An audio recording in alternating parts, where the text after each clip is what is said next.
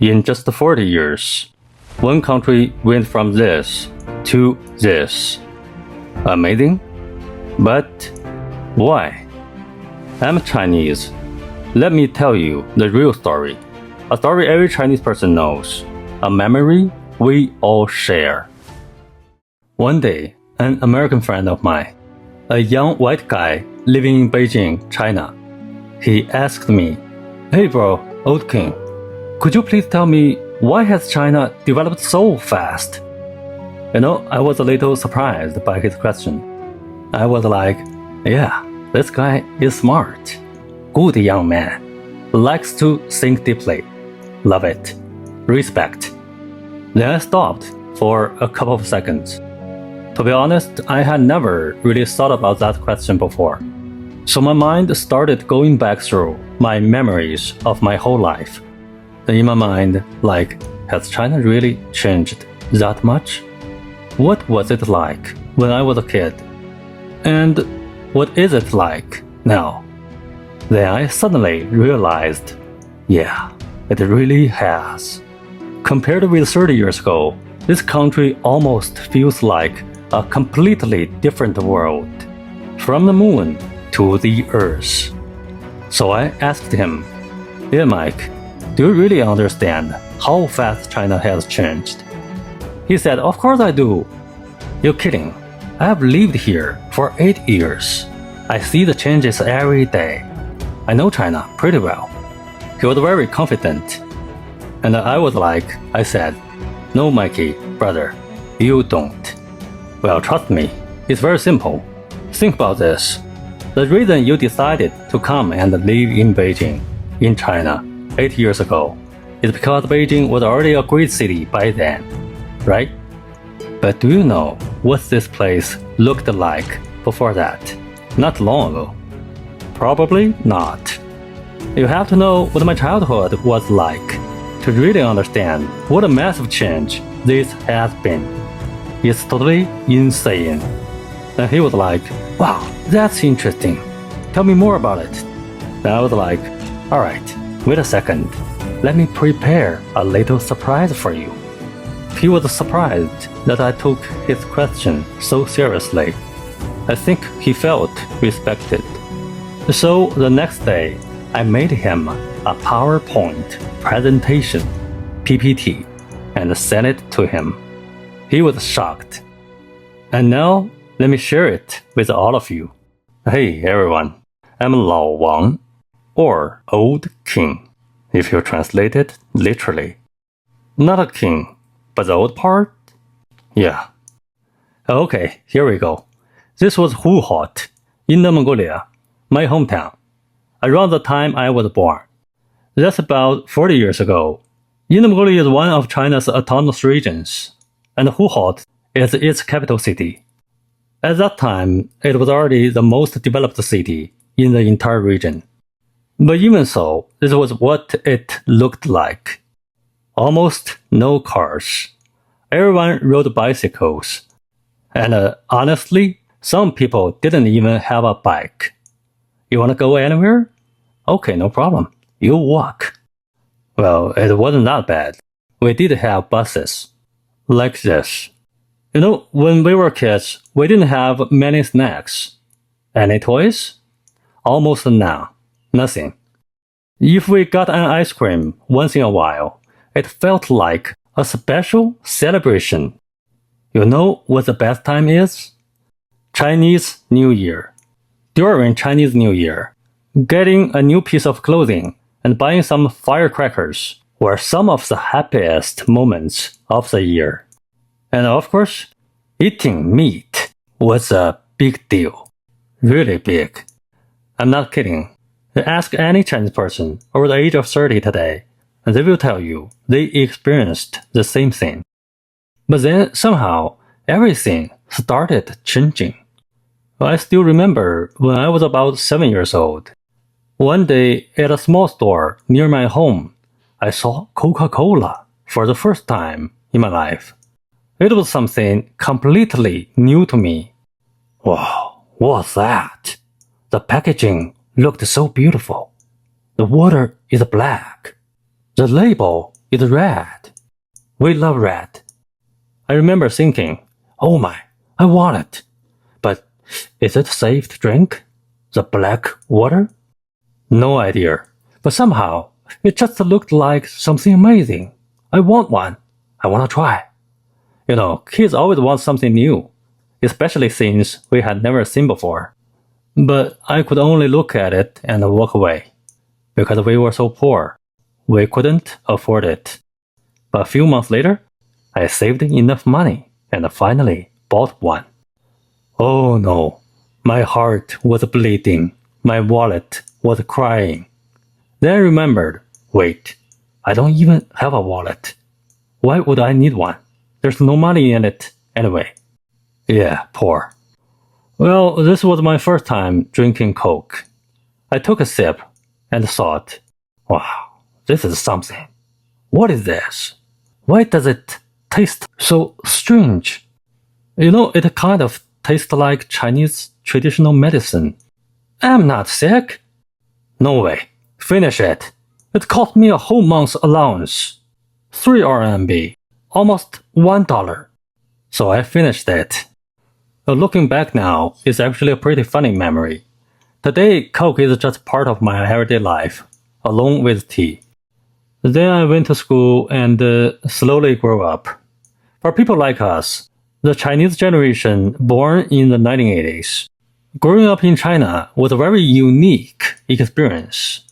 Maybe something the world had never really seen before. Can you imagine? Every day was different. Yeah, I mean it. Almost every day. You know, I still remember when the first KFC opened in Huahoding in 2001. That's 25 years ago. I was 19. Then, holy, I can tell you, it was totally crazy. The crowd, the place was packed with young people. Everyone wanted to see and try this new thing. At that time, whenever something new appeared, people were excited. It felt like every day there was something new coming into our lives. American VCRs, Sony CD players, and Walkmans from Japan, Motorola phones from America, IBM computers, HP products, Johnson & Johnson. So many new brands and new tech. They brought energy and excitement into our lives. The only problem was we were still very poor. Many things looked amazing, but we could only look. That's all we can do. We cannot afford them. Then everyone was like, why we are so poor? We need to change it. Yeah, change it. Change our life. Change the future of our children and the generations after them. Well, that's how we slowly grew up. 10 years later, this was around 1995, the cities had already started changing quickly. Very impressive, you know. Buildings were going up everywhere. But most of the things we used in daily life were still from America, Japan, and Europe. And for most people, those products were too expensive. We simply couldn't afford them. But honestly, those days were still very happy days. Because we had our families, we had our friends we grew up with. Yeah, that kind of happiness was simple, real, and was meaningful. Those were the happiest days of my life. A perfect memory. At that time, I have no idea that a huge number of Chinese manufacturing companies were already beginning their journey. Because more than 10 years earlier, China had made a decision that would completely change the future of the country. A great one is called 改革开放, reform and opening up. Yeah, that was something big. Really big. That decision opened China's doors to the world. China entered global competition from a very difficult starting point. Small and weak, we got nothing but courage. And that was where the transformation, the change began. No choice, do or die. Then 1980, like this. 1990, like this. 2000, like this. 2010, 2020. And today. So this is what my hometown, Huhot, looks like today, 40 years. Is this even the same city? Yeah, my father's generation, they worked so hard. And now, it's our turn. But my hometown Huhot is actually just a small city in China, with a population of over 3 million. People around the world are much more familiar with cities like Shanghai or Chongqing. Well, those cities have huge skylines and bright lights, super city, just like New York. But Beijing, the capital of China, is something different. But Beijing has many traditional buildings. It has been China's capital for more than 700 years, so many historical areas need to be protected. If you want to see China's history, come to Beijing. Want to see modern China?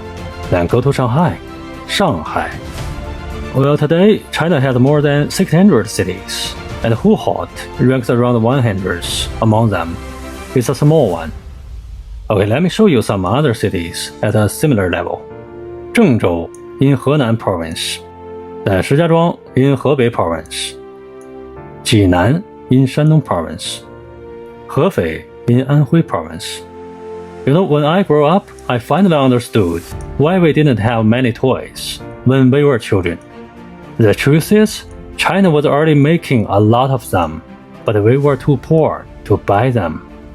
Our father's generation, they made products for the rest of the world, but not for their own kids. Why? Why is that? It's okay, it's all in the past. But now today, my own child has toys. Too many toys. You know, having too many things is not always a good thing either. Give me headache. What worries me is that, there is a popular saying in America, similar, I like it. Hard times create a strong man. Strong men create good times. And good times create weak men. And weak men create hard times. In China, we often say, 富不过三代. But yeah, Chinese is always very short. That means wealth rarely survives 3 generations.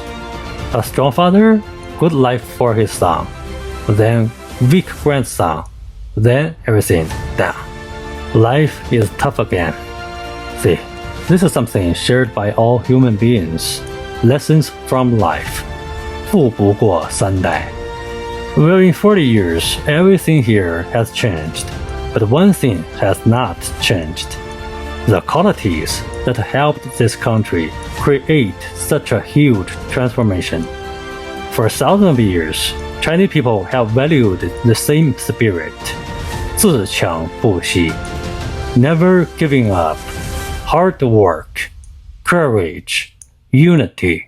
And the determination to keep moving forward. That's how you may make a country great again and again. Alright guys, see you next one.